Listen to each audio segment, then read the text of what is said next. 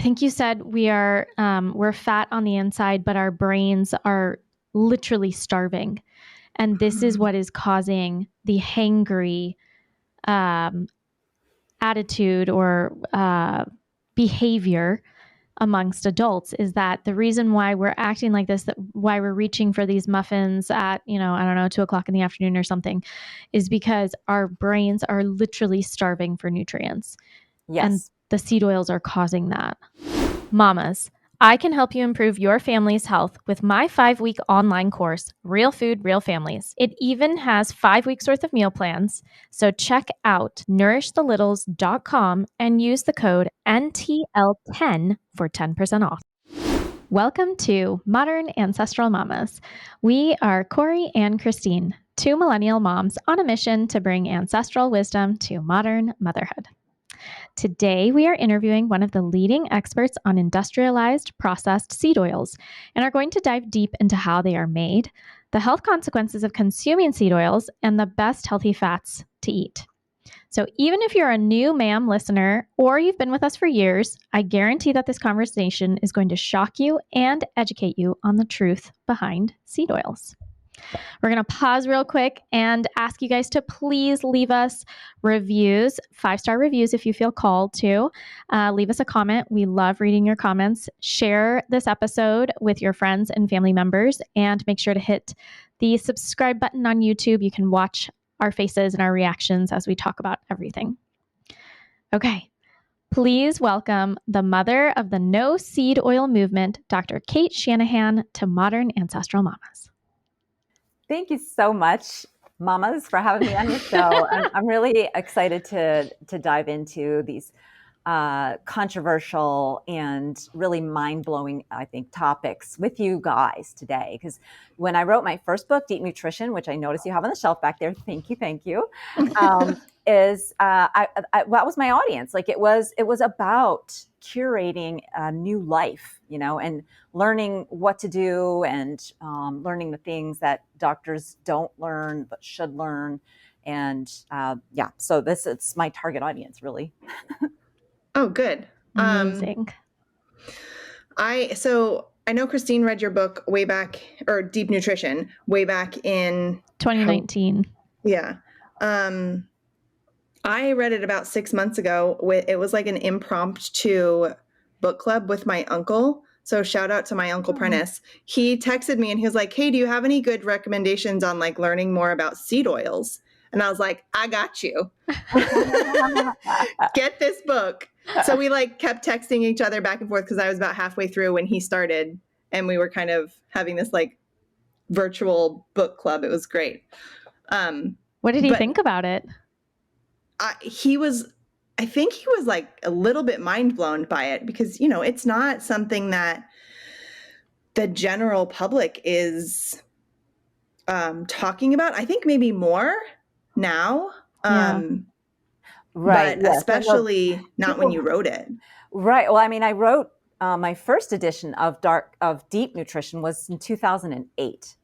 Wow. Wow. And I've been looking into this connection between, the difference between ancestral diets and our modern diets. I've been studying at the chemical level since the year 2002, when my eyes were first opened to the reality that that medical school twists the truth about nutrition, and in that sense makes doctors not only unaware of the power of it, but makes us dangerous because our nutrition advice is distorted and wrong and influenced by the processed food industry. And that's what that wrongness is mind-blowing. And so like when you said your uncle's reaction, was it your father or your uncle? Sorry. My uncle. Your uncle was like, it's a bit mind-blowing. That is the correct reaction. I mean, that means he read it, right? If he didn't, if his mind wasn't blown, he didn't read it, because it is truly a mind-blowing thing, that doctors are miseducated about the most important thing, which is what is a healthy diet. And they're systematically miseducated, along with dietitians and most nutritionists and most health professionals who have a license. To get that license, they had to pass tests that teach them things like cholesterol causes heart attacks and you don't need it in your diet. And they teach them things like seed oils are healthy. Seed oils are heart healthy. That is the party line for that most doctors and dietitians have heard. And the not only is that not true that they're not healthy, but they are the least healthy thing you could possibly put into a human body and have it pass for food. Wow. Okay. So we usually start the show with a like round table quick answer question to kind of like an icebreaker. Yeah.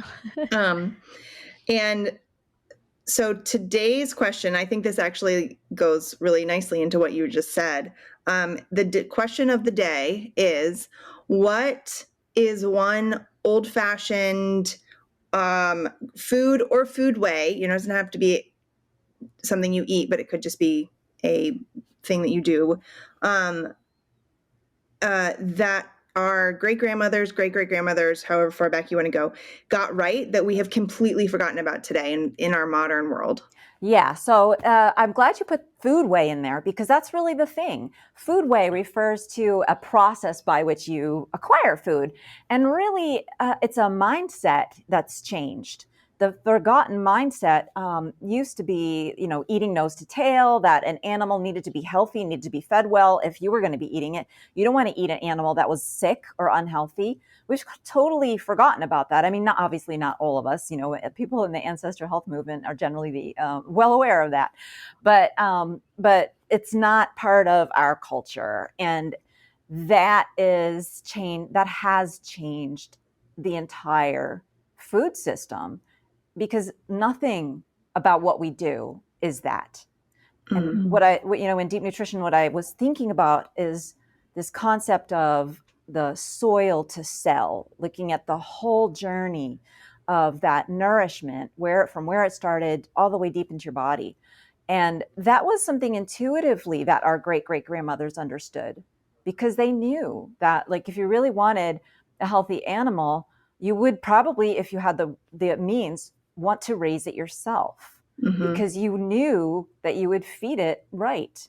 You don't know what other people are doing, right? You might trust a small number of people in your close circle, but the unknown person producing your food, that really wasn't like accepted until recently in human culture.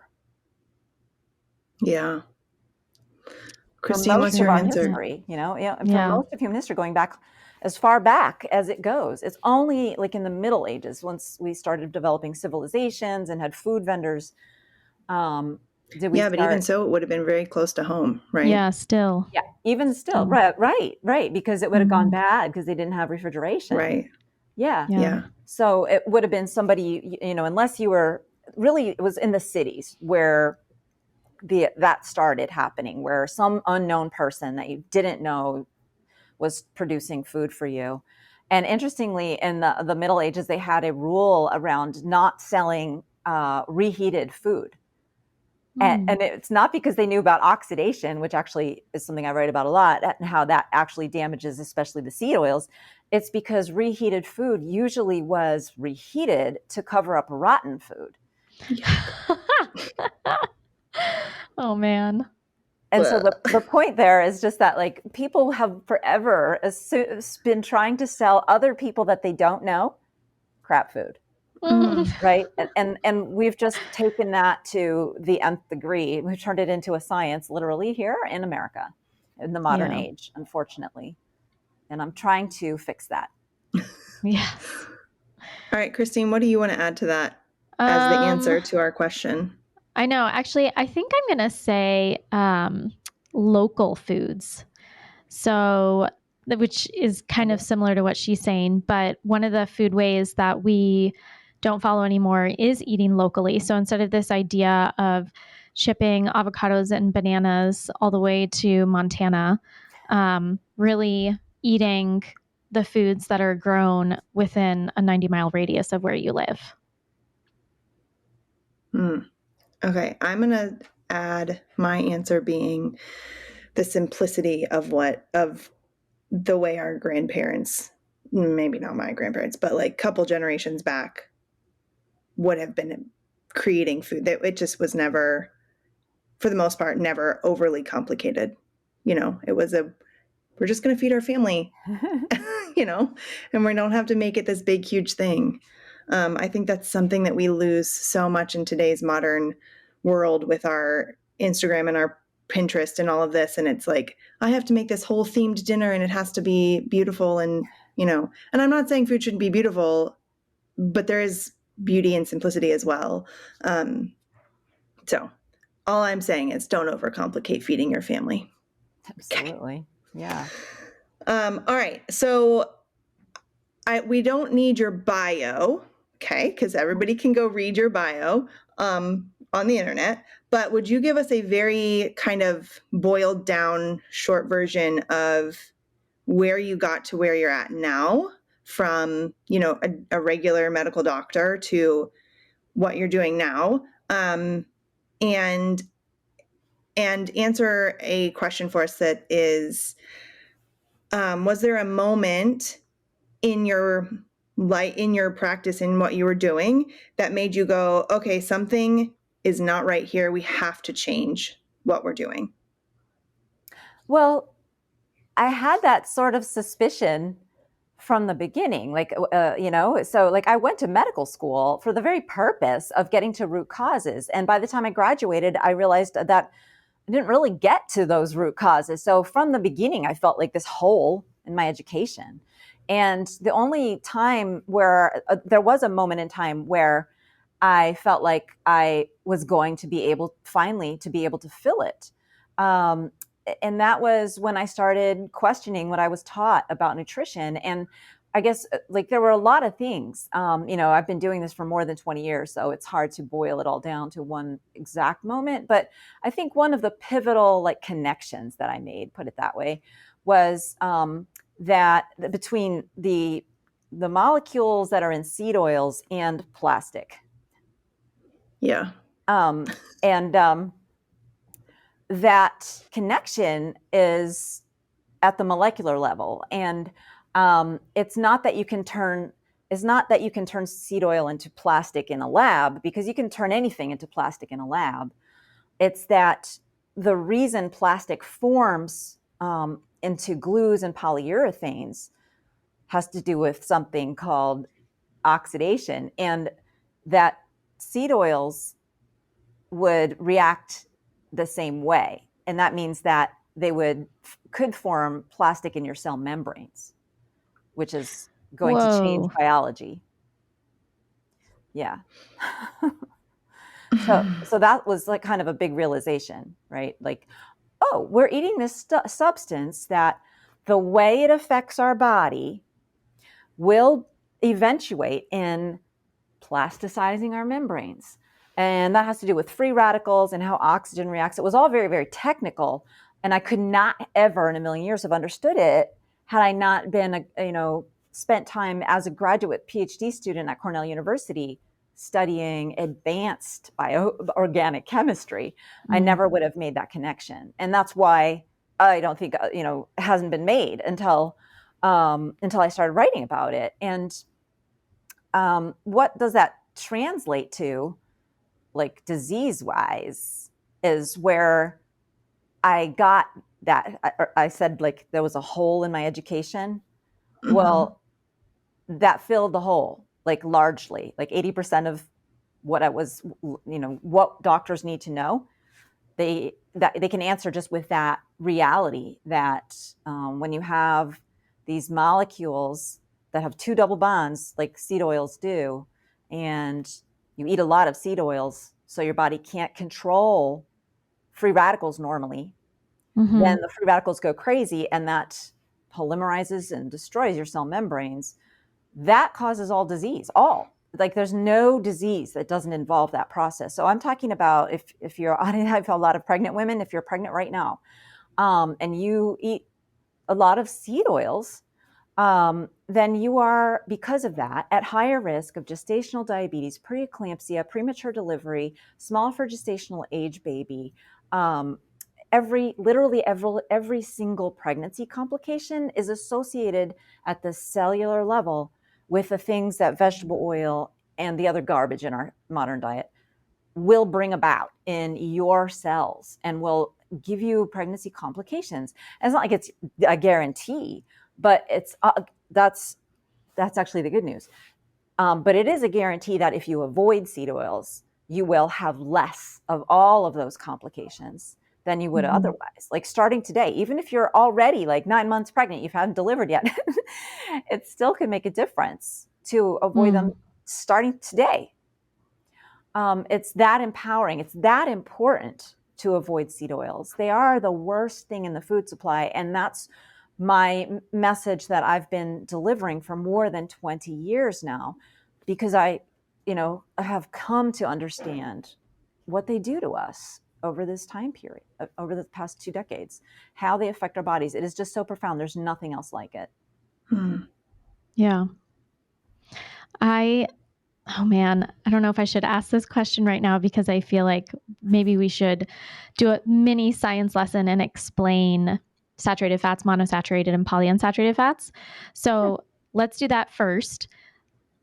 And for the record, I am not a biochemist. I have not taken organic chemistry, but I can understand why a saturated fat is more stable than a polyunsaturated fat. I mean, the images alone, I believe, just explain for themselves. But yes, tell us, what is a saturated fat? Why are they called saturated fats? Monosaturated and polyunsaturated, please. Yeah, so fats that we eat are made of fatty acids, and the fatty acids can be saturated, monounsaturated, and polyunsaturated. And if they're saturated, what does that mean? Why does that matter? Well, the molecule is straight when it's saturated, and when the molecule is straight, that means it's going to be solid at room temperature, because you can kind of stack up the molecule. You can sort of imagine it's easier to stack up straight things into a neat pile.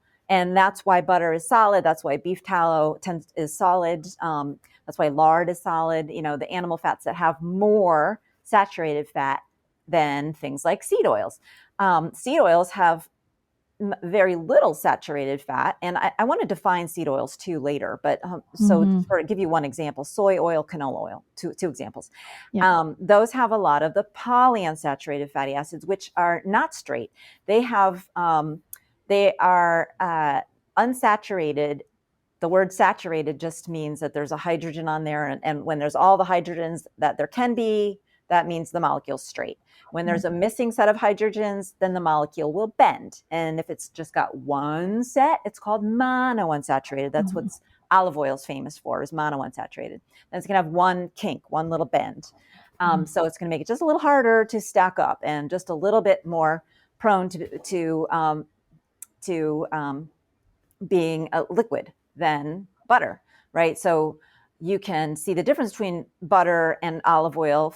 Physically, you can see the effect of these bends, because if you put olive oil with just one bend in the fridge, it will start to solidify in the fridge, even though it's liquid on the counter. And then if you have polyunsaturates, that's what's in the seed oils, mostly. And because they're all blends, right? They're not pure saturated or monounsaturated. But the two bent kinks in there make it very, very difficult to stack. So you can put something like soy oil or canola in the freezer and it'll stay liquid for a very long time. So that's kind of the physicality of it, how you can start to imagine these abstract words. Yeah. But it helps to have the visuals. And in my book, just to give my book a shameless plug, your Dark Calories, I do have the visual. Actually, all my books have the visuals. They do, yeah. Essential to understand, just for the moment. It's not like you have to memorize the terms, but just to kind of get the idea. Yeah. And there's, in the intro in Dark Calories, you mentioned something. It was kind of like a light bulb moment for you when you realized oxygen and double bonds, there was a connection between them. And so going back to what Cate said earlier about how monounsaturated fats has one double bond and polyunsaturated fats has two double bonds or more. Talk about why oxygen and double bonds is problematic. are Because, problematic. yeah, so oxygen double bonds are problematic because wherever there is a double bond, that kink, that kind of makes space for oxygen to come in and potentially break the bond. Because oxygen actually is a very high energy molecule.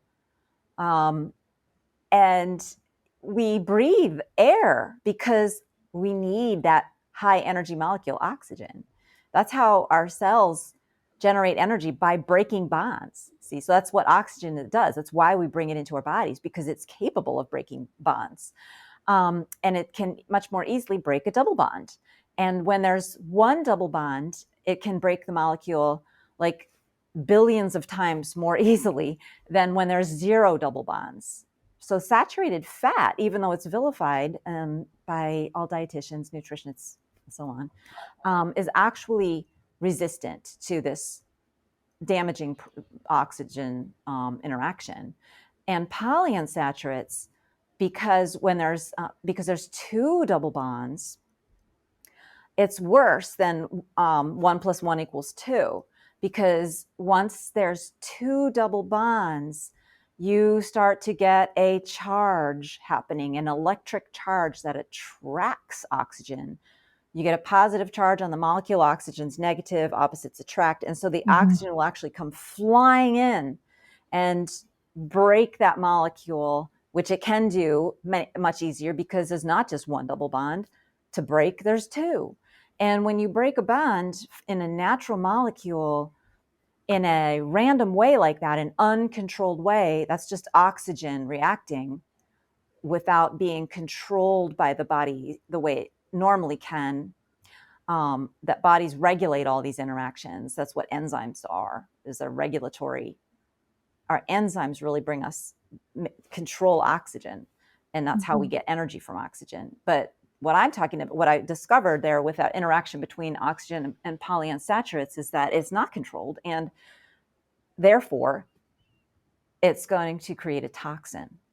And so when you have all these toxins forming in your body, that's not good. And it has myriad other effects, including free radicals, and when it's occurring in a membrane, plasticizing the cell, plasticizing a segment of the cell membrane, which is going to make that cell dysfunctional and bring about something that people have heard before, inflammation.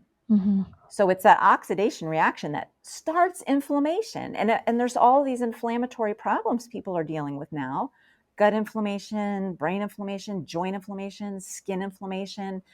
And inflammation is the enemy of having a healthy baby. So that's why, like, it was a light bulb that was worth more than just one light bulb. It was like a stadium lights coming on, this whole like reality that just changed everything about the way I thought about what was happening in my patients, and the way I was going to have to practice medicine. I knew it was going to be a huge like revolution in my ability to help my patients. Sorry, No, Corey. go ahead, I know, Christy. I feel like I'm totally taking over. You know how mainstream media and conventional medical advice says saturated fat clogs arteries, and then this causes heart disease. So the way you're describing how the seed oils plasticizes the cell, I'm wondering if that is actually what's happening. That's playing a role. Absolutely. Yes, 100%. Right. I mean, the idea that saturated fat clogs our arteries is, I hate to say this, but it's idiotic. I mean, it is nonsensical. If you're a healthcare practitioner and you've said that, think about what you're saying, because that's not how the body works. We don't eat things like butter and the butter ends up as globs of butter in our bloodstream immediately. It's broken down by the digestive system, and we have these things called lipoproteins. And like, this is a problem nature solved millions and millions of years ago. Otherwise, all animals that eat fat, or anything solid for that matter, would die of clots immediately. Right? It's idiotic to say something like that. But yet I bought it hook, line, and sinker. I didn't really think about it. right? I didn't really think about it because I wasn't in, I was, it sort of made sense. Yeah, we could solidify, I guess, that plaque that I literally saw it because I stood in on surgeries where people were getting bypasses and having plaques removed from their arteries, and it looked solid. Yep. But the thing is, it didn't look like butter. It looked like totally different. It looked white, like the plaque that you would, like the caulk that you put in your bathtub. Once it gets hard, it looked exactly like that. And so, but I was told it was all rationalized, like, well, it must be that it's calcified because the calcified calcium hardens things, makes it sort of like bone, because it was like about as hard as bone. And it's just doctors don't think about it because we're not given the permission to do so, right? We the whole paradigm, everything that you hear growing up is that saturated fat raises cholesterol, cholesterol clogs arteries, saturated fat clogs your arteries. I don't know, one of those things is true probably, right? Even just what you hear doesn't make sense on its face because you're like, saturated fat clogs your arteries. Well, wait a second, cholesterol clogs your arteries. So which is it? Do they both? Do they have equal effect?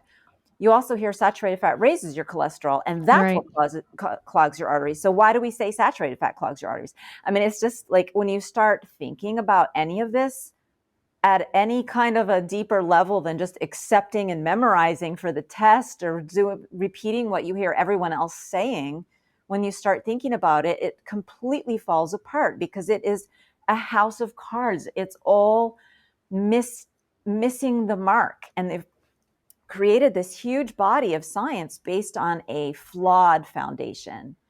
And it's nonsensical science. That's why it doesn't make sense when you think about it. And it should be destroyed. It's killing people. It's making cardiologists dangerous.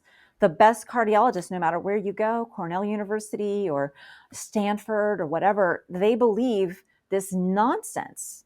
And they're not going to give you good advice. They're going to put you on drugs. They're going to tell you to follow a diet that lowers cholesterol. Don't worry about seed oils. That's just an internet myth. There's no science behind that. No scientist. It's just influencers. Right. Ugh. I'm not an influencer. I'm a scientist. Yeah. I oftentimes will tell people, so they'll be like, well, you don't have a degree in nutrition, or you're not a scientist. And I'm like, no, I'm just a mom. But I can read. Yeah. I mean, and you can use your own brain, right? Like I'm saying, it doesn't take too much deep thinking to find layers in this house of cards that we all hear and have to live as if it's true. It doesn't take too much to just say, wait a second, you said this, but then you said this, and they contradict, right? So you can be a mom and make sense of it. This is something I tell my patients all the time. It's like, if something isn't making sense to you, I don't care if your doctor is, a very successful, prestigious academic. You get to do what you think makes sense for you. Yeah. That's what I find so mind-blowing about this whole thing is, like I said, I have not taken an organic chemistry class, but I can understand the basic chemical structure of a fat and, see it and realize it's very obvious. There are holes in what they're saying about polyunsaturated fats versus saturated fats. Like, it's just like if the carbon bond is saturated with hydrogens, then it is more stable. Period. Full stop. Like, yeah, right, exactly. But what happens is they've got, like, when I say they, I should be specific so I don't sound like I'm just a conspiracy theorist. I'm talking about specifically there's a dean of Tufts University, or former dean maybe now. His name is Dariush Mozaffarian. There's another doctor named Walter Willett.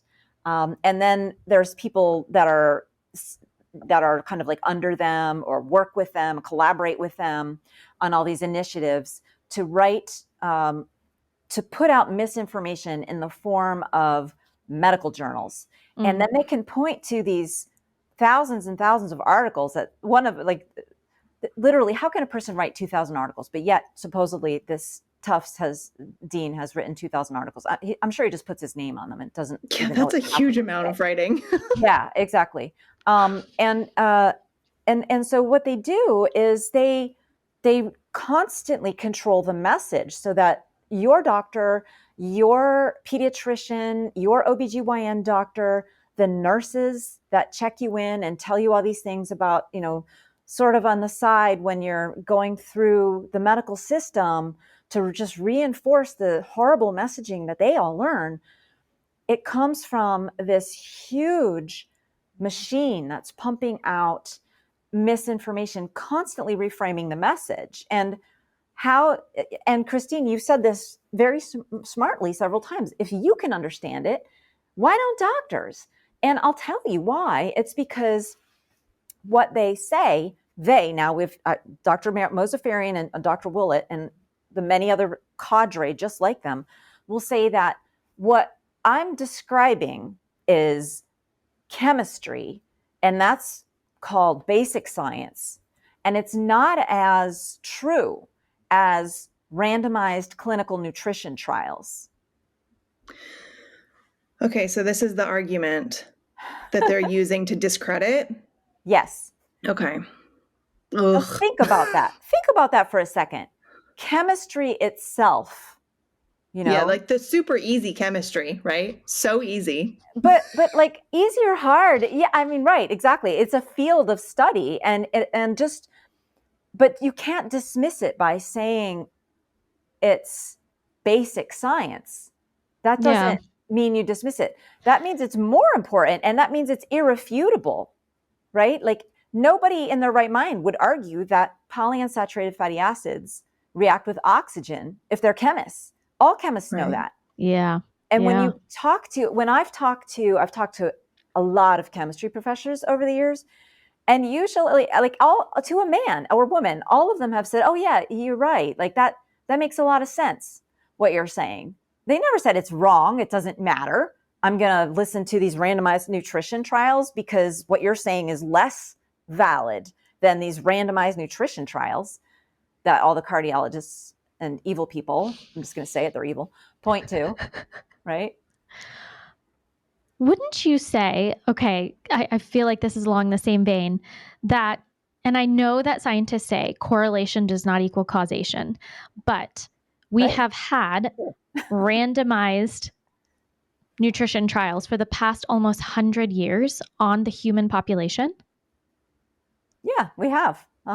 Some of them better than others. And the ones that say that saturated fat is not harmful and say that seed oils look like they could be harmful, those get suppressed. Those are called irrelevant, or they're called flawed, right? They are called by this same cadre of people who control the conversation, right? The people who have these academic appointments, the people who have multiple hundreds of publications, the people who run cardiology departments or run nutrition departments. These people have based their careers on aligning with the status quo, not questioning it, or you wouldn't climb the career ladder. It's as simple as that. It's not that they're paid, which they often are. They often have worked for industry. They often have received tons of grant money indirectly through the seed oil industry, laundered through organizations like the American Heart Association. The American Heart Association gets money from industry, then they create grants, or some other organization creates grants. So it's basically money laundering from industry just to hide the real source. But like that's who they are. These people who are claiming randomized clinical trials show that seed oils are healthy are pointing to a pile of lies. Whenever I look at those, when I look at, they say that what the studies that they don't include are flawed. Well, people who are unbiased do not say that they are flawed. People who are not like in a position to be kicked off of some important committee have nothing to lose. They can just follow the truth and say, these don't seem flawed to me. They seem perfectly valid. But the people who are, they get so much money going around talking and influencing other doctors. and so much prestige. Their whole identity is wrapped up in seed oils not being that bad, or even being heart healthy, which they're afraid to say now because they know how ridiculous it is. When I first started this, I mean, I think this is important to give you this perspective. I don't know. I don't think you guys are old enough to know that, like 20 years ago, you don't look like you are like my age at all. So 20 years ago, when I was talking about this, seed oils were promoted as healthy. And now they're not saying that anymore. They're just saying, well, if they look bad in studies, it's only for this reason and that reason and the other excuse, generally being they're often found in processed foods. Right? That's like an excuse. They don't want us to know what processed food is. They don't define processed food. They don't make that easy either. But I've defined it. I've defined it as foods that contain seed oils, sugars, and refined flours as a main ingredient. Yeah. That's processed food. Yeah. It's very simple. That wasn't hard. Yeah. Right. That wasn't hard. What? I remember when I was in college, back, I graduated from college, 2010? 2010. So I remember my college was like, we're going to revamp the cafeteria, which, mind you, I moved off campus my sophomore year because of the cafeteria. Okay. I went to this really small little university in Mississippi, and the food in the cafeteria the ladies were wonderful. The food was terrible. But I remember they were like, we're going to change the oil in our fryer to be heart healthy. Oh. And what we're doing is changing it to whatever the oil is that McDonald's uses. We're going to change it to that because that's a healthier oil. And I just remember, I was like in college, I wasn't really worried about it much. Like, my mom was a super healthy freak when I was a kid. So like, I knew some things. We drank raw milk and that kind of thing. But like, I was like, I'm in college, whatever. But I do remember thinking, like, you're joking me, right? Like, you're telling me that it's healthier to use the oil that McDonald's uses. So we're going to have healthier food we're frying our okra in McDonald's frying oil. So it's healthier. And I just was like, what? Yeah, exactly. I mean, but she's telling the truth. Like, that's what McDonald's believed that was heart healthy. That's why they changed. Because when I was a kid, so I was in I was in college in 1984. So it's like a generation and a half before you guys. So when I was a kid, McDonald's fries were fried in tallow, and man, they were delicious. Oh, they changed that in like 92, right? Yeah, and they were not soggy. Like, now you can get fries that are kind of soggy and limp, and they were crispy, flaky. They were so good that on one occasion I was like, I had this upset stomach and I was like not feeling good, but I had to eat every last one, and then I threw them up. But it was worth it. It was worth it. Can you tell us what are the Hateful Eight? Like, actually name them. Yeah, so the Hateful Eight are when I've been saying seed oils this whole time, I mean the Hateful Eight seed oils. Okay, yeah. And I'll list them out for you, and then I need to tell you why it's so important to understand that these are the problem. So they are corn, canola, cottonseed, so 3 C's, soy, sunflower, safflower, then 3 S's, and then rice bran and grapeseed. And the 3 C's and the 3 S's, you really have to memorize those when you're shopping, because those are the ones you're going to see on labels. Rice bran and grapeseed are really not in the foods that we buy in the grocery store as much. They're more in like they're perceived as healthier, even though they're not. So they're in kind of like high-end restaurants. But the Hateful Eight are everywhere. Like, all 8 of the Hateful Eight are everywhere. And once you start looking for them, you'll see them in things that you never would have believed, like blueberries and stuff. But why is it important to know that these seed oils are the bad ones? Because not all seed oils are bad. Peanut is a seed. Sesame seed oil. I know. I'm surprised you didn't say peanut. Right. And yeah, that has to do with the chemistry and how they're processed and how the nuts were bred for thousands of years. And so it's not just that. So most of the folks talking about this now started just kind of picking up on other people using the term seed oil. And they never really looked at, unfortunately, not a lot of the middle level influencers. So I've influenced a lot of people who are talking about seed oils that you maybe are household names to a lot of your audience, like Paul Saladino and Sean Baker and Ken Berry and, you know, like just about everyone in the Weston Price Foundation. Like not even they were really talking about seed oils, right? And so the terms that they used were not defined scientifically. And I never really kind of said, look, it's just these 8 until I realized I needed to do that because people were avoiding the wrong things. And I don't want to make them worry about stuff that is totally healthy. So it's very important to say that Dr. Cate, a scientist, not a influencer, you know, that just read a few things that other people were saying and just is parroting stuff, has identified these 8 oils as the toxic ones. And it's because of their chemistry and what happens as they go through the factory during their production. The next thing I want you to explain. So we have talked about seed oils on our show a bunch.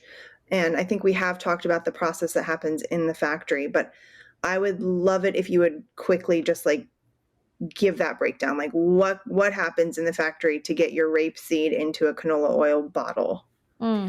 Right. So this took me many years of research to try and figure this out. Like, because I had to read technical journals designed for the people who are in charge of the processes in all these different factories. And I had to speak to the people who design the processes. And I had to join chemistry societies to understand which oils are produced in a way that could be harmful and which are produced in a way that's just fine. So that's why I say it's very important to understand that this is not just a list I came up with. It's not just because they're seeds, because not all seed oils are bad. And what happens in the factory, there's a lot of things, but essentially, by the end, we've created an oil that is unlike anything that humans have ever consumed in history because almost all of the nutrition has been removed. It's just pure triglycerides. There's no other substance that is just made of pure triglycerides. It's not a whole food, and by any stretch of the imagination. It doesn't have the phytosterols anymore, most of them. It has almost no vitamins. It has no minerals. Those have been removed. It has a lot of, like the phospholipids have been removed. And all these things that are removed are important building blocks, particularly for brain health and for controlling free radical reactions and oxygen. So we're removing the things that we need more of, because when we eat these oils that have all these polyunsaturates on top of all that stuff that it doesn't have, then we're just an oxidation cascade, free radical cascades waiting to happen. And so it's the chemistry that just gets fundamentally altered so that by the time canola oil is in a bottle or soy oil is in a bottle, that is not food. It is not anything like the peanut oil that you get in a bottle. It's not anything like the sesame oil, right? And those come from seeds. And they have a lot of polyunsaturates, and yet they're not bad. So a lot of it has to do with these details of the chemistry. And you don't need to memorize the details of the chemistry. You just need to know it's a substance that, you know, would not have existed before.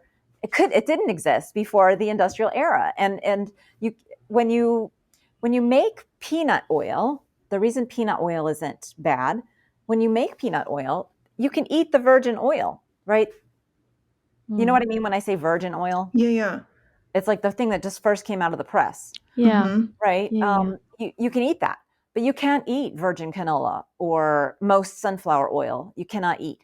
Right? So that's why these things are bad, because they could be bad because of the polyunsaturates. But then depending on how they're processed, that makes all the difference.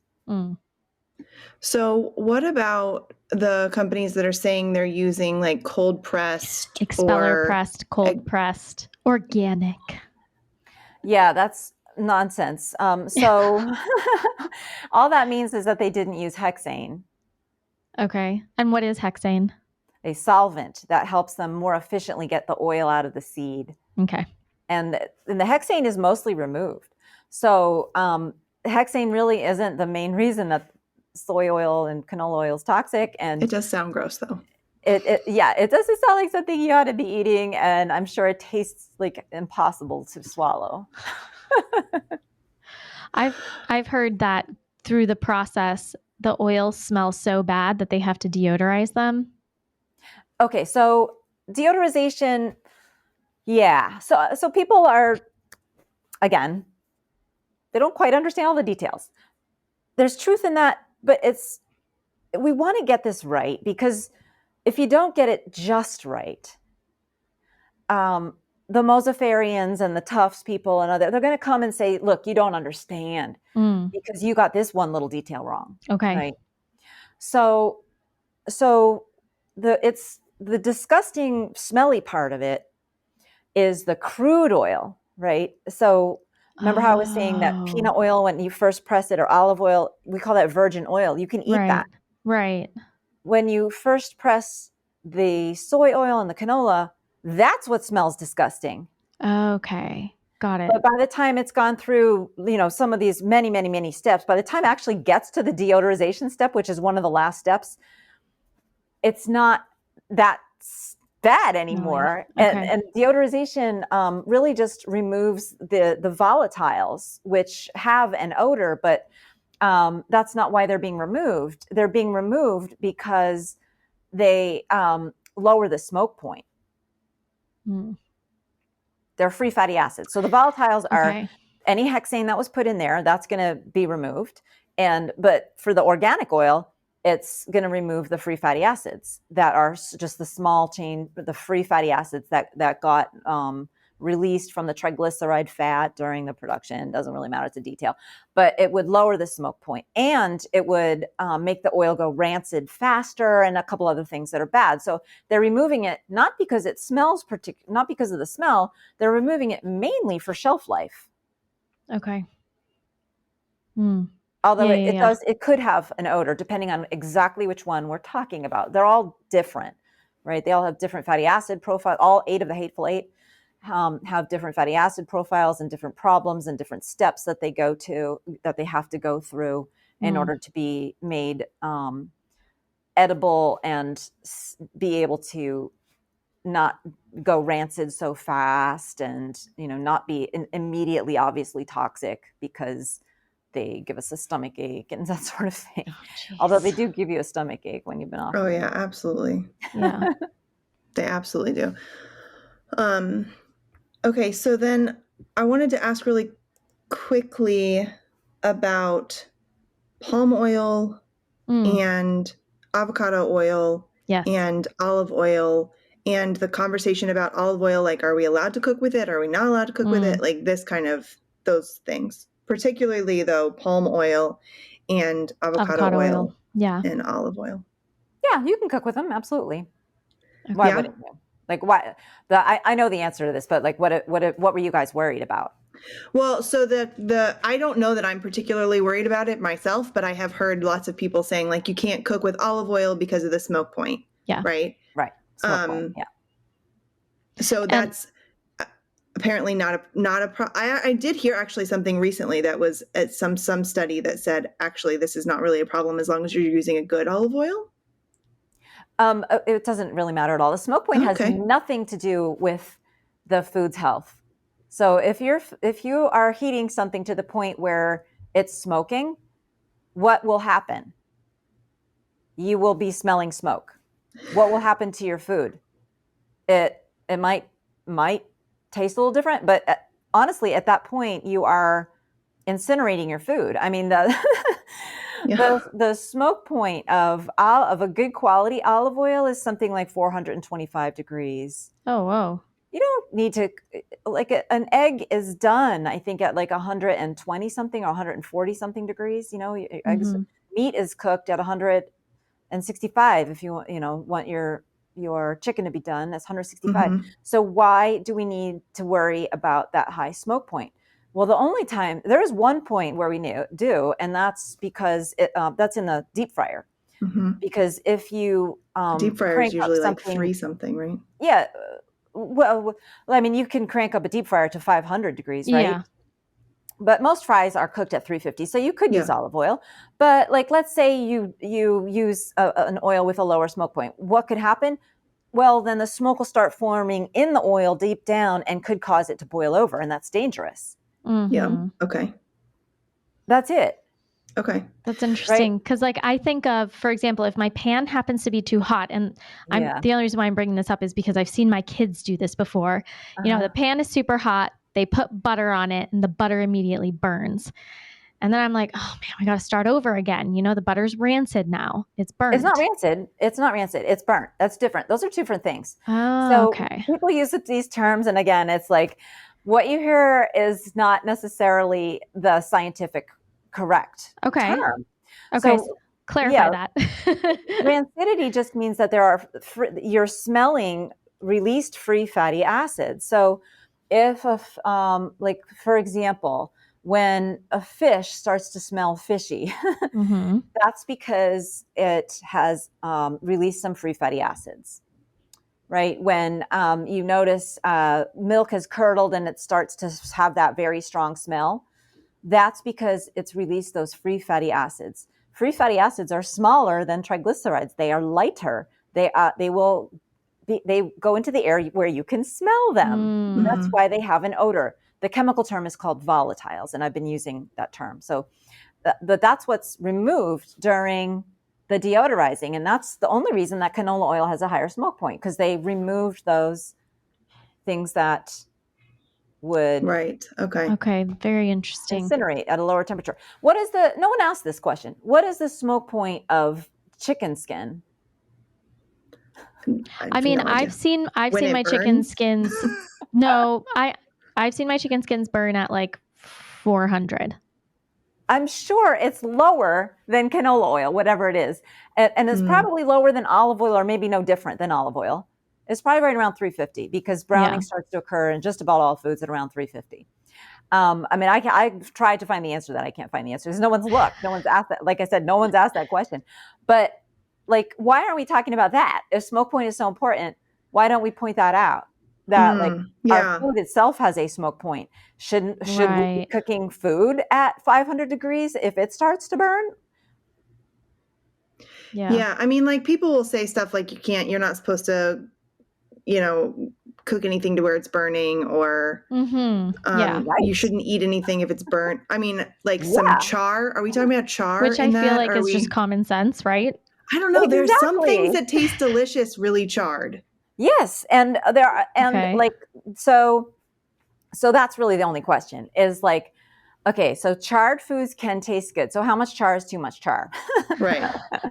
Maybe if it's like turning to ash in your mouth, that's not a good thing. Flaky and light and just kind of is only ash, that's probably no good. And my dad, unfortunately, actually did an N of 1 experiment on this his whole life, because I remember since childhood, he would burn bread to the point of being black so that it would be, breakable, very crunchy. He was insane for crunches. And he would put, margarine on it first until our household stopped using that, and then butter, and just eat a stack of that charcoal. And it took a long time, but because he's 80 something now, but it destroyed his liver. Oh, wow. Yeah. So, a little bit of it probably isn't bad. So like a burnt marshmallow every, whenever you go camping is not a big deal, but maybe not burnt toast every morning. Your liver has the ability to handle some toxins, right? And so, so that stuff is toxic. And why does it taste so good? That's a fascinating question. And, I think it has to do with the fact that we're trained. It's just our appetites. We're trained that it tastes good. Like if we had never eaten it, we might be disgusted by it. If we never encountered any of that, if we only ate raw food until age 30, we might be disgusted by those flavors. I don't know. I think it's just learning that we've learned. Yeah. Corey, should we move on to some practical application for parents? Yeah. Okay. So, you have called seed oils the single most harmful ingredient in the modern diet.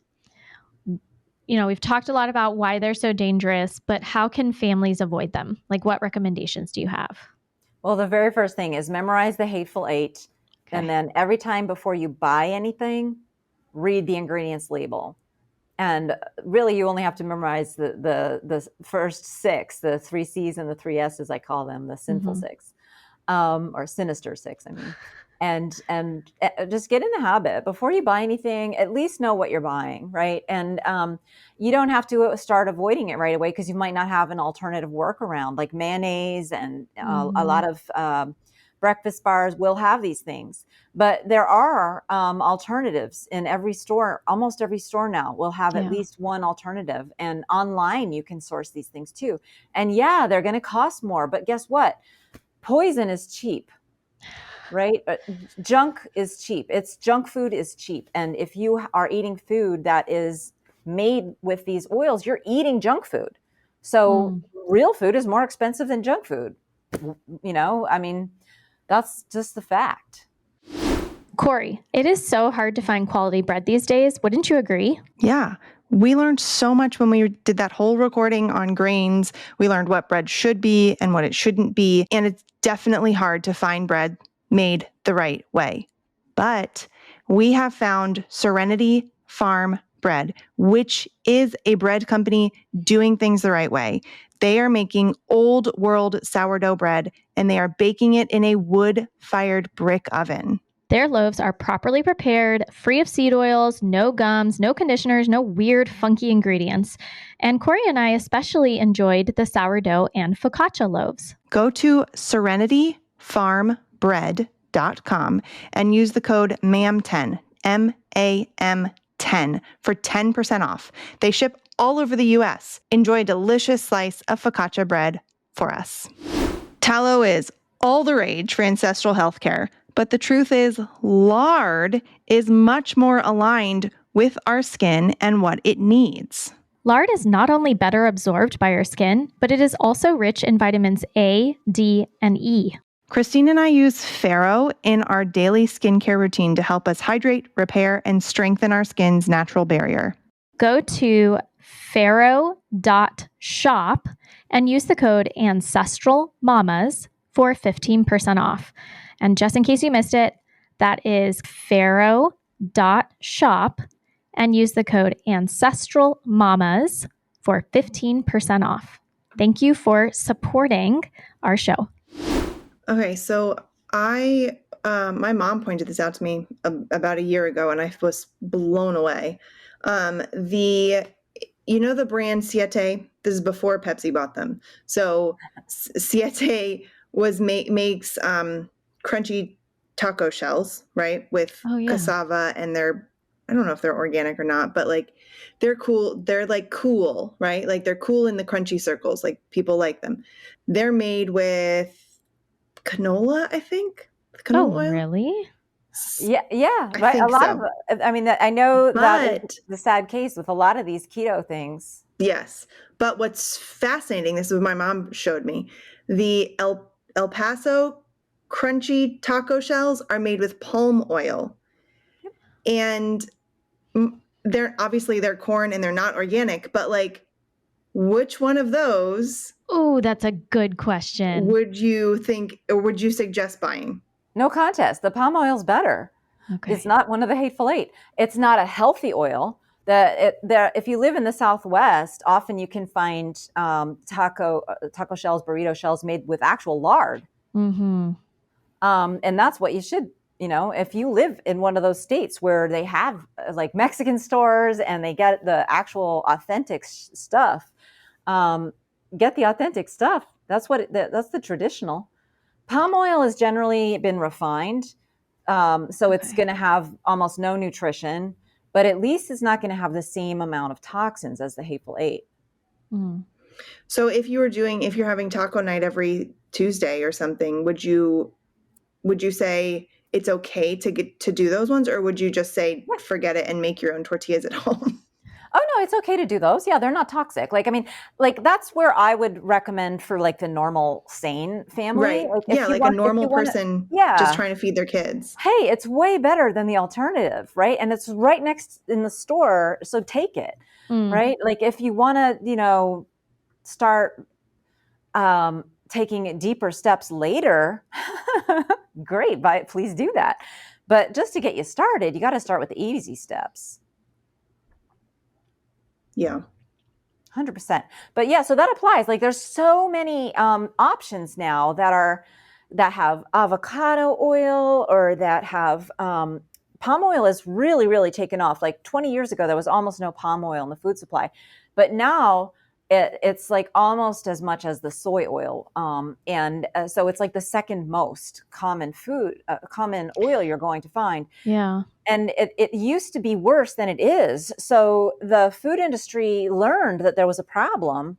There was this huge scandal back around 2017 about Nutella, because Nutella, delicious hazelnut chocolate thing, has palm oil in it, right. and they were found to have this toxin called glycidil, and that caused this huge stir. And the industry did better; they stepped up. They did a more difficult process. It took a little longer. They lowered the temperature down, so there were fewer byproducts of the reactions, and they pretty much eliminated that particular problem. This is the, I guess, industrialized palm oil that we're finding in processed foods. But I've actually been to Africa and eaten, tribal foods, and it's all cooked in palm oil. But it's, from what I imagine, as pure as can be. Who knows? Because if you go to the store, so I have a friend who has a different podcast. It's called Sapiens, I think is his podcast. Oh yeah. Food Lies, you know him, Brian Sanders. So he went to Africa and he was like appalled. Like he told me, like he went into the stores and he kept sending me photos of like, it's exactly what you said. It's like walls of vegetable oil is just taking over. Yeah. So who knows anymore, right? Because you have to be more careful. You don't get as much when you make it the traditional way. The yield is lower. Yeah. And then you have to be more careful every step along the way. You have to use better quality fruit. It can't be disgusting and bruised and half rotten like it can be if you're just going to end up refining it. So, yeah. So okay, you've mentioned avocado oil a few times. What are your thoughts on avocado oil? So avocado, is not actually traditional oil. No, right? I know. It's a new thing, right? It is. Yeah. It's like this new trendy oil, but its chemistry is fine. It's not going to be, it's stable. It's not like the seed oils. It's not polyunsaturated. It's got more of those stable, sturdy, strong, saturated, monounsaturated fats. So even when it's refined, which most of it will be, it's not going to be toxic. It's not going to have the nutrition because of the refining. Refining removes most of the nutrition, like I said. But unrefined avocado oil is about as healthy as just squeezing an avocado for its oil, which is hard to do. So is there a difference between oils taken from fruits? You've got avocado, coconut, olive, palm. Is that a big part of the difference, that those are from fruits and those are from and then the Hateful Eight is from seeds?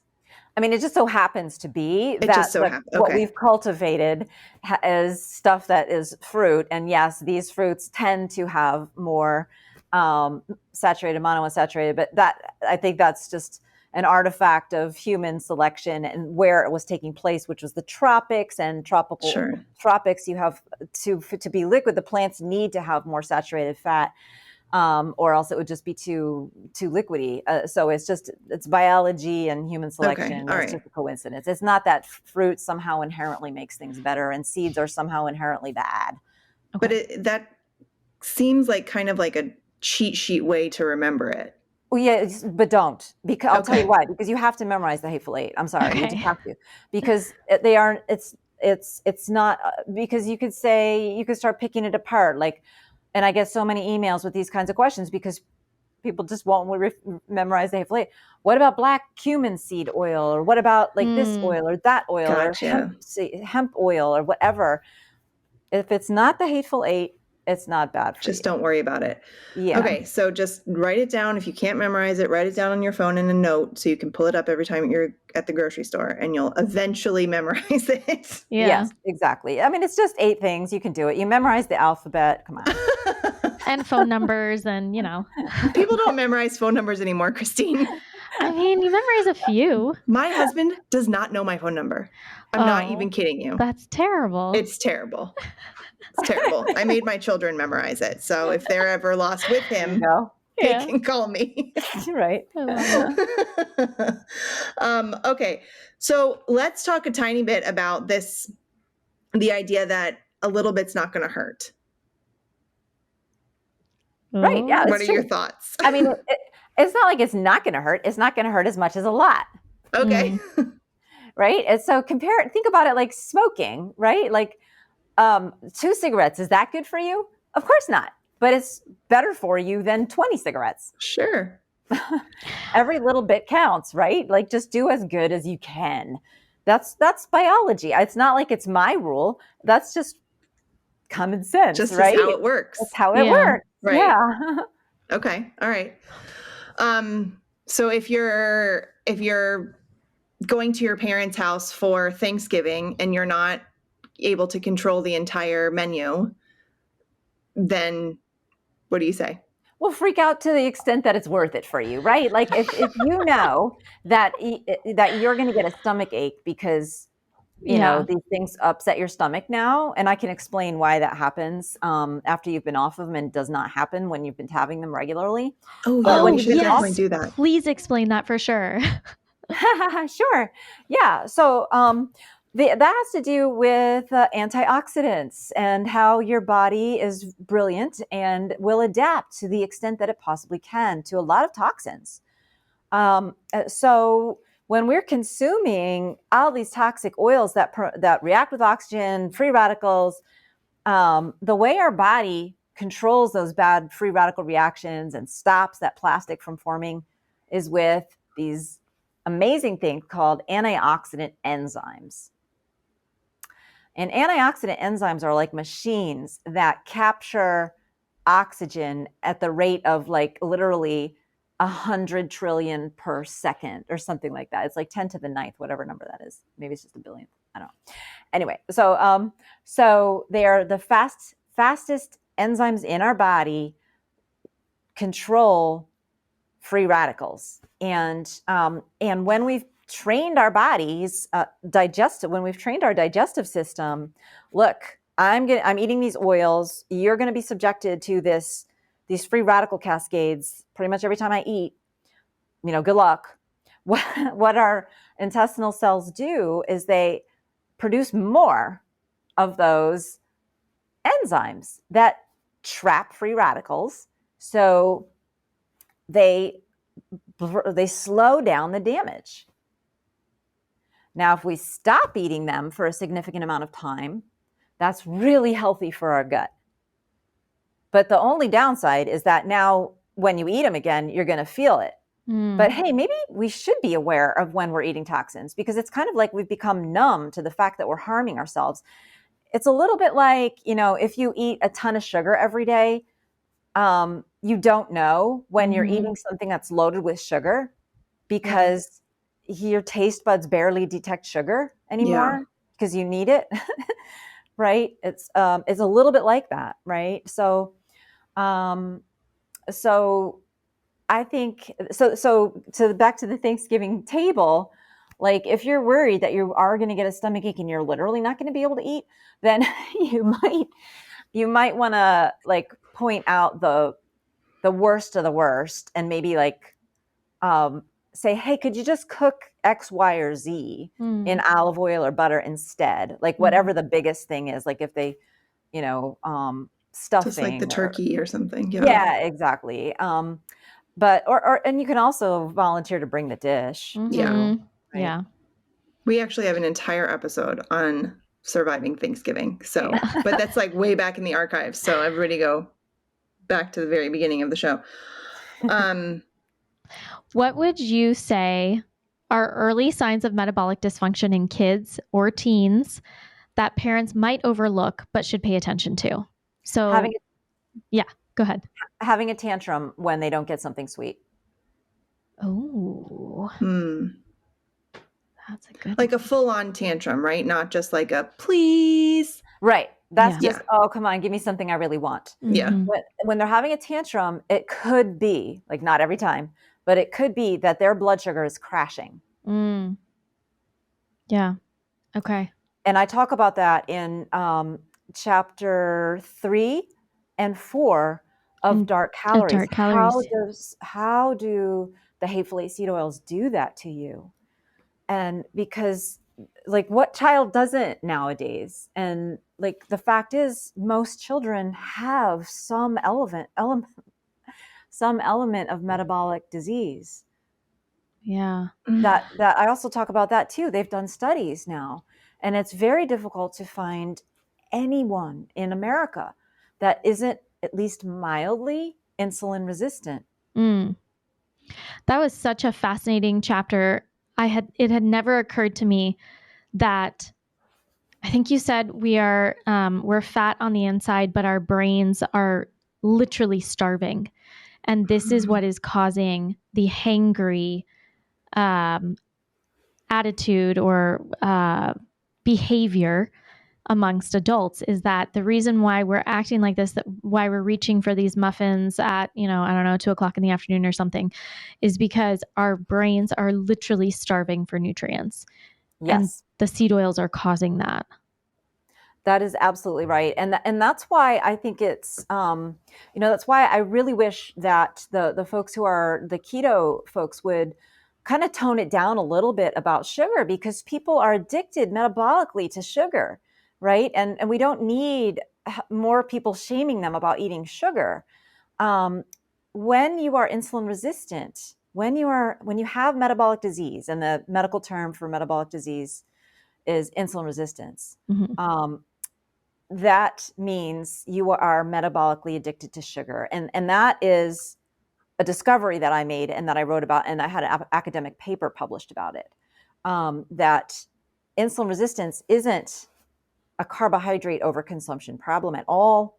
It is a problem of oxidative stress, and for our cells to survive, we need to eat more sugar, or they need to eat more sugar. And when our cells need to eat more sugar, we want to eat more sugar. And if we don't eat it, we will break down our muscle through the process called gluconeogenesis that the liver can do, where it can turn protein from anywhere in our body, or even from our diet, into sugar. And so I think that it could be dangerous for people to just go cold turkey into like a keto diet. And there is evidence and there is research that shows that people who go cold turkey into a keto diet burn more muscle than people who ease into it. To be clear, I don't think keto is bad, but I think that a lot of the folks who are just kind of overemphasizing carbs and talking about insulin all the time, they're totally overlooking all of the science that I've been describing for the past 20 years.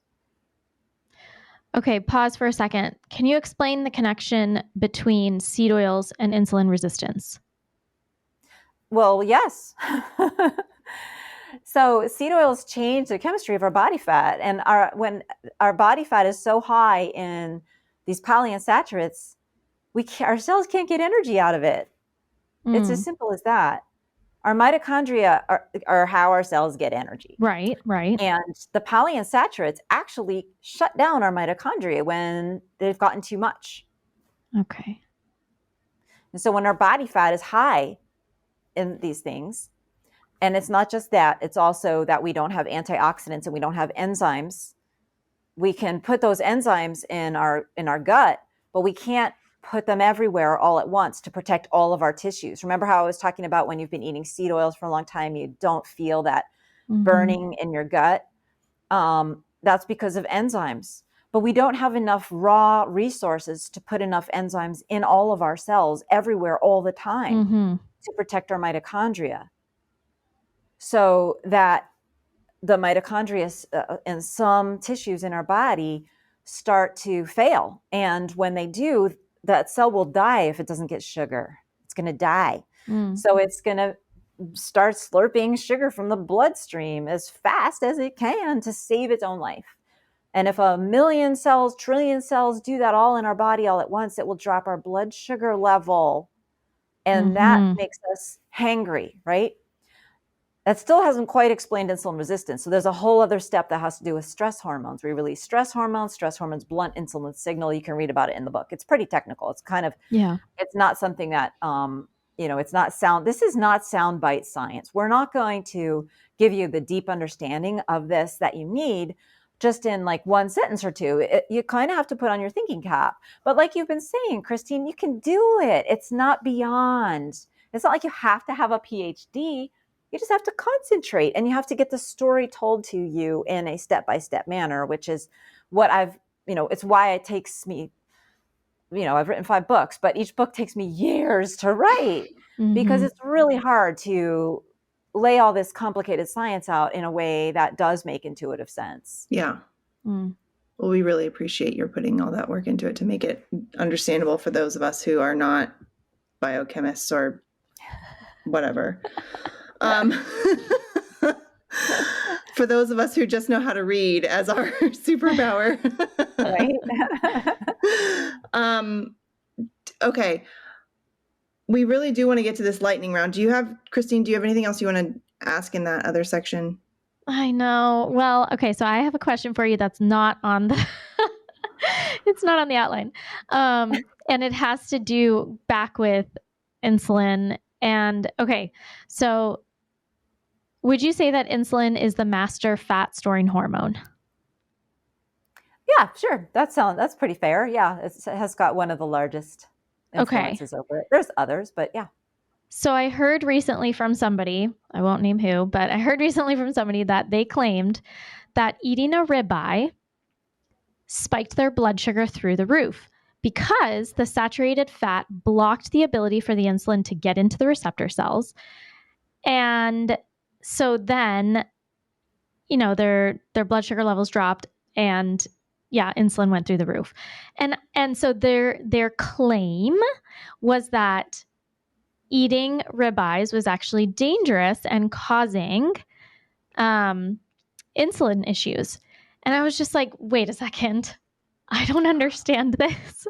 No, and you don't understand it because I don't think it's valid. Like, if saturated fat blocked insulin receptors, why just insulin? Shouldn't it block every kind of receptor? Right? I mean, just on its face, that's kind of a strong statement to make. Like, just trust me. I say it blocks. How? You got to say how. Yeah. Okay. To say that it does it, you got to say how. And why just insulin? Why wouldn't it block, like why wouldn't it kill us? Because it's blocking basically the ability of our heart to conduct electricity, for example. That's all receptors. We've got sodium, calcium transporters, and sodium, potassium transporters, and our electrical, that's how our body, why doesn't it block everything if it's such a big blocker? Yeah. Okay. So like when you don't understand something, that's a red flag. Yeah. Oh, yeah. Because it's probably nonsensical. And if they haven't bothered to explain it, they probably don't have an explanation. Yeah. Like, did they explain it? Do you remember? No. It was what I heard on a podcast recently. And the person mentioning it was saying that she didn't understand it and was hoping that scientists would explain. And so I was just curious if maybe, you understood the difference between, or the connection between saturated fat and insulin. So I mean, that is an old theory that I actually did encounter many, many years ago. And in the form that I encountered many years ago was different. It wasn't that they directly blocked the receptor. It was that they stiffened the membrane, and therefore the insulin receptors couldn't get in there. But again, the same problem. If the membrane is stiff, why is it only affecting insulin? Why is it affecting everything? Right. That makes sense. Trying to do. Yeah. Okay. So it's just a different form of the same argument that is a flawed, ridiculous, and shamefully unscientific argument. I mean, come on. All right. We're going to get to a lightning round here. Take it as however you want to answer it is fine. If you have a little bit of a longer answer, that's okay. Some of them there will probably be yes or no's, but some of them may require slightly longer. So whatever you want to do is fine. All right. So what's worse, sugar or seed oils? Seed oils. Easy. All right, keep going. If you want to know why, there's a short answer for that. Yeah, Which is, please. yes. Seed oils make us addicted to sugar at the cellular level. Okay. So that has nothing to do with taste. It's worse. And you have no chance of controlling your sugar sweet tooth, the cravings, until you get off seed oils, period. Okay, that's really good. That's really helpful. Yeah. Okay. What foods help our bodies absorb water and stay hydrated? You don't need food to help your body absorb water. Sorry. That's a myth. I don't know about then to keep it in your body, I would say salt, right? Yeah. You need to have salts in your cells, but it doesn't have to be in every food that you eat. It just has to have been accumulated in your body. Your kidneys take care of that for you. Mm. Yeah. Okay. So a lot of these questions are from our listeners. So, but that just made me think of something like, do you have to be drinking water with salt in it, or you can just have salt just in your diet? And yeah. Okay, cool. Yeah. That's good to know. That's what our kidneys do. Our kidneys are in charge of keeping enough salt in our body. They're the main organ that regulates that. And it's because of the way our kidneys are connected to our brain that we get thirsty when we either have too much salt or not enough water. Mm-hmm. And conversely, it's because of the way our kidneys filter our blood that we go pee when when we need to get rid of the extra. Right. Okay. What should or how should women prioritize replenishing their bodies between pregnancies, particularly if they are breastfeeding? Yeah. So nutrient dense foods, right? So that's going to be your meats and any kind of animal product, really, and your vegetables, seeds themselves, and even grains play a role. Like if you sprout them, and if you can do beans and legumes, if you soak and sprout those to make them optimally healthy. Mm-hmm. But you don't want to waste calories. Like, what is a wasted calories? Empty calories are wasted, right? So obviously sugar, that's the classic. But even white flour is kind of low nutritional value. Mm-hmm. And, anything made with white flour is low nutritional value. So it's a lot of breads and bagels and pastas and noodles and a lot of these cheap foods, right? So it comes down to the people who we don't know, trying to get us to buy, crap, which is how we started this conversation, which has been something that's been going on ever since people have been selling food to people they don't know. Mm-hmm. Yeah. So you just, there's more of it now. So you just got to be on the ball. Mm. Okay.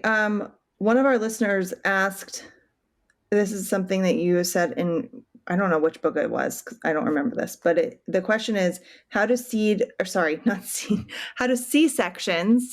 lead to ADHD and infertility? Yeah. So I don't know that they directly do.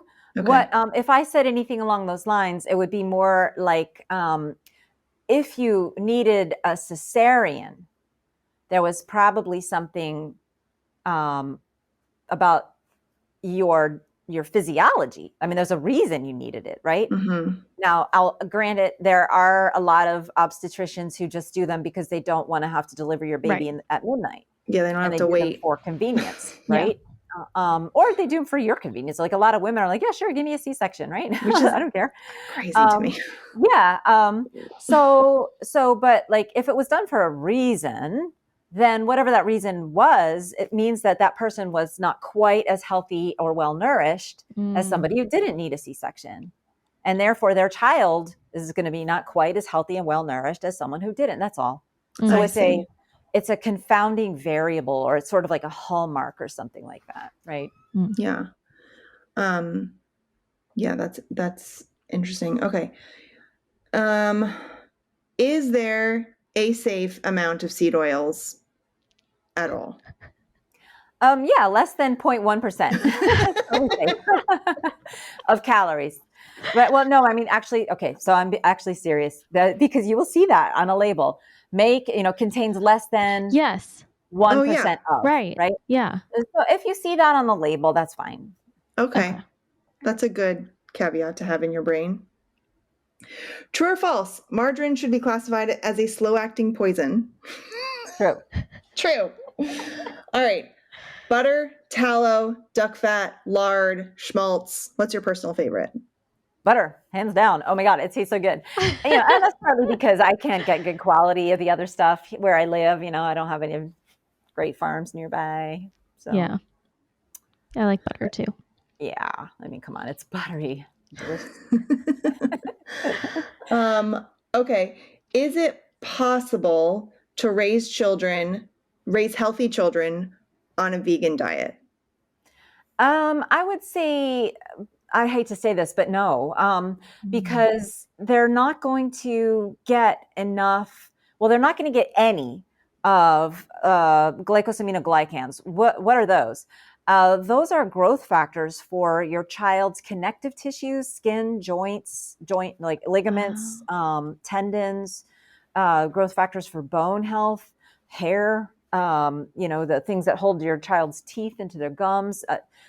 Glycosaminoglycans only come from animal products, and they actually only come from animals' connective tissue. So like when you make bone stock, you are making glycosaminoglycan brew, tea. And sure, there are some of those in the plant world, vegans will argue, but they're not the same. They're not what, humans have, evolved to require. So you won't get any of that. And then I think that's probably why when you look at the children of vegan parents, they are very thin boned. Mm-hmm. And I worry about their bone density. I worry that they're going to just break, by the time they get to be 80 or something like that. Yeah. So, I mean, you can always find an example of some person who was extraordinarily diligent and somehow managed to do everything else really well, and maybe had a lot of good genetics going into it and didn't have a disaster happen from being vegan for, 30 years. But I have to tell you that, so my husband, who is a writer, he knows the ghostwriters for these vegan book writers, and they themselves aren't strict vegan. So they're lying. I mean, I think that is so unethical. They're saying, oh, sure, yeah, you can get all the nutrients that you need from plants. I don't. I eat meat, of course, myself. But for you, go ahead. Buy my books. That's fascinating. There is a couple that has a local farm, and they come to our farmers market, and I've been buying from them for 5 years now. And it is so obvious to me that they are vegan. They are shriveled. And when I say shriveled, I literally mean they are shriveled. They're super, super thin. And there was one time in the summer where I was buying a watermelon from them, and the woman could barely lift the watermelon to hand it to me. And I was just like, oh man, they are not well. One of my comrades in arms fighting the vegetable oil publication war with me is an author of a study that said that children of vegan parents are more likely to suffer from depression their whole life. Oh, man. And his reward for pointing that was to get fired. So this is another reason why you see that it's very hard to do research on these oils. Like, that was suppressed. I mean, that was published, but it was suppressed. Like, nobody talks about that. None of these academics that talk about, plant strong seed oils, they're just fine.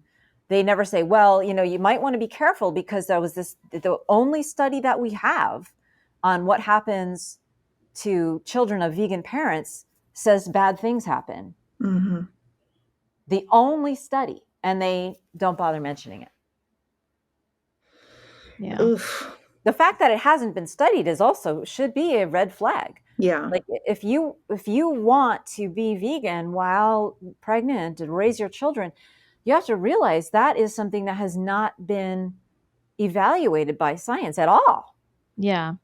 Not in a unbiased way. Because like I say, when it was evaluated, it was suppressed. So there's been all kinds of spin. You will see spin on that. Like, oh, the study was invalid for XYZ reason. But if the guy got fired and it wasn't because he did a bad study, because it wouldn't have even been approved in the first place, right? It was perfectly fine until the results came out the way that was against the dogma. Mm-hmm.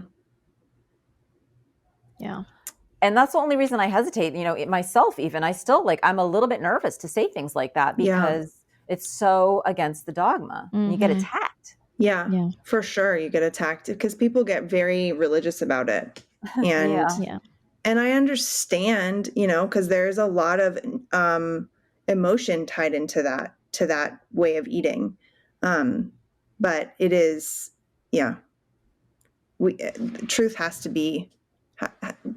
to come out. Absolutely. Corey, do you have one more, or can I ask one more? Yeah, go ahead. Okay, last one. So, after working with elite athletes and everyday families, what do you think busy moms and pro athletes actually have in common when it comes to nutrition? Athletes want the same things we want. We want more energy and we don't want to be fat. Okay. So it's the exact same thing. And I would say that the human body is designed to be active. It's designed to move. We're all athletes. We don't all make that our career focus, but we all have the capacity to be serious athletes. Yeah. Given, if our connective tissue holds up. And that's where there's this real tragedy I see unfolding. And I wrote about this in Deep Nutrition. I said, the way things are going, the next generation of children is going to be having injuries and problems that were just unimaginable back then. And now we're seeing that unfold, where children are having more sports injuries than ever before. Sure, they're also doing more sports, but they're not doing more activity overall. No, yeah. Right? They're doing more structured activity, but they're not doing more overall activity. So probably less overall activity. Yeah. So people who want to exercise now, their bodies won't cooperate anymore. And this is personal because I was one of those kids. Like my mom and my dad, they are so much more physically sturdy than me. But growing up, we ate the politically correct diet, which was margarine and not very much meat and just a lot of processed garbage. And so my connective tissues, I was an athlete, but I was always injured because my connective tissues were not built properly. We never had stock bone broth. So, it's real. This is not just theoretical. This has everyday implications. Wait, I'm dying to know, did you actually tell the athletes that you worked with to consume bone broth and bone stock? Oh, yeah, there were headlines. It made the headlines. And I had at least half a dozen people telling me that they started bone broth companies because basically of how they had no idea what an opportunity it would be and how healthy they are and that they could, advertise and sell this thing until we got headlines about it for the Lakers. It was publicized widely. Wow. You can look it up, Lakers diet bone broth. You'll see it all over the place. That's so cool. Why did I never see this? I don't know. I'm not really a sports fan, so I don't follow sports headlines. There you go. Well, plus you were probably 12. Oh, maybe, yeah. Well, that would do it. I know, right? I'm not really paying attention at that point in my life. Those things. I told you I'm old. This goes back way back. Well, I am so thankful for your time on this, Dr. Cate. We thank you for writing your books. Thank you for talking with us. Thank you for all the knowledge that you've brought to our show and just thank you, Corey. Everything you've done. And Christine, thank you both. Yeah, those are great questions. It was just great chatting with you. I love your down to earth. Do you have anything else you feel burning that needs to be said?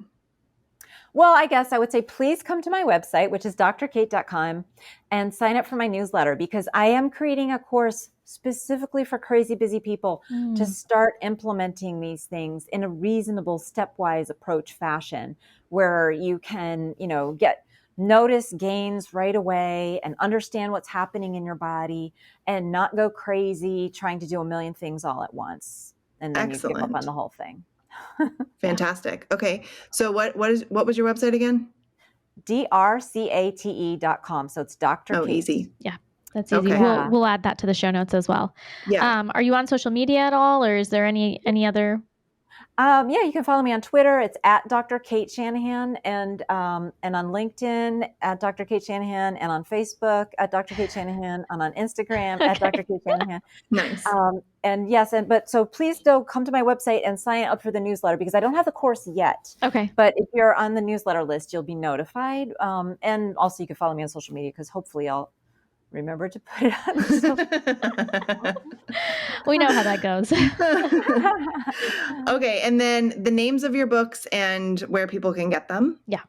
So the latest book is Dark Calories, and that's the one that really helps you understand how vegetable oil is just destroying any chance that you might have at optimal pregnancy or optimal, development for your child. And it's not about guilting you. It's about letting you see this truth that you have been deprived of being told before, so you can make the best possible choices at any given moment. And in the back third of the book, it's over 100 pages. I have all kinds of step-by-step practical information on what to do, how to order out at restaurants. And then also, if you get the book and do something with a QR code, you can download even more resources. Oh, amazing. Awesome. That's great. And I mean, I assume like Amazon and then wherever else. Yeah. Yes. Yeah. Mm-hmm. Yeah. Like everywhere. And my, the Nutrition Bible, people call the Nutrition Bible my original book, the one you have on your shelf, which is Deep Nutrition. That one is really specifically geared to understanding an optimal human diet and what all cultures. If you're really into cooking, you're going to love this book, because it'll talk about all the great things that you as a cook can do and your friends who don't know how to cook so well can't do. So, they will admire you once you tell them how important it is for health. Admire you even more. All right. I think that's all we have for this episode. Everybody, thank you for listening. Thank you for joining in. If you have a chance, would you please go rate, review, comment, all those things? Whatever you do, whenever you do those things, it's basically like a free way of supporting Modern Ancestral Mamas. Share it with your friends, share it on Instagram, share it on Facebook, X, I don't know, all those other places. Text it to your mom, like whoever you feel like needs to see it or listen to it, send them a link. We really, really appreciate you guys. Please make sure to use our sponsor codes. Those really help us as well as letting the sponsors know that you came from our show. All right, let's do the follow us places. So Christine is at Nourish the Littles. I am at For Nutrients' Sake. The show is at Modern Ancestral Mamas. Those are all on Instagram, because that's pretty much the only social media platform Christine and I deal with. And then you can listen to the show on Apple and Spotify. And YouTube.